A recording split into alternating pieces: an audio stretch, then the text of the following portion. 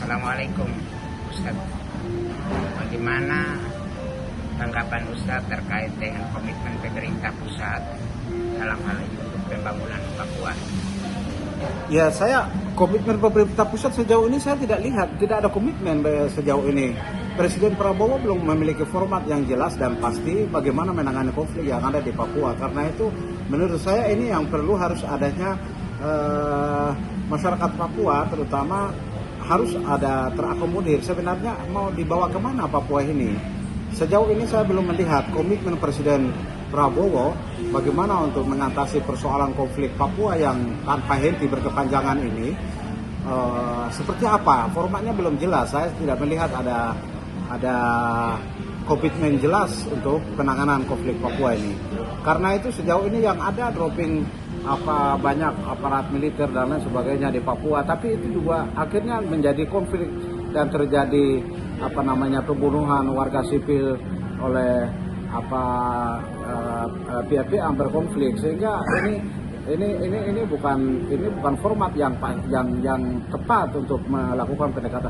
Menurut saya pendekatan Papua itu, pembangunan itu pendekatan adat budaya, pendekatan sosiologi yang kita kajian sosiologi ya, bagaimana untuk lakukan pendekatan Papua itu secara tepat, menempatkan orang-orang yang tepat. Itu saya pikir itu yang penting, dan saya pikir Jakarta harus punya ahli-ahli antropologi yang baik untuk supaya bisa bagaimana membangun Papua itu sesuai dengan kearifan lokal.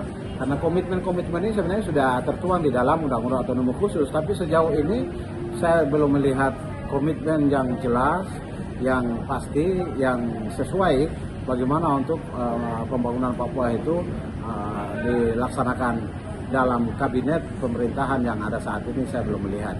Makanya sekali lagi saya bilang yang terhormat Bapak Presiden Prabowo bila perlu menempatkan orang Papua yang yang paham, mereka yang konsen selama ini persoalan konflik Papua ini di lingkaran kabinet pemerintahan yang Bapak pimpin, terutama di Wapres, supaya itu bisa memberikan arahan kebijakan supaya pendekatan pembangunan di Papua itu pendekatan yang lebih kepada humanisme, kemanusiaan, lebih berperadaban, tidak lagi pendekatan militer approach atau pendekatan militer yang penuh dengan kekerasan, penuh dengan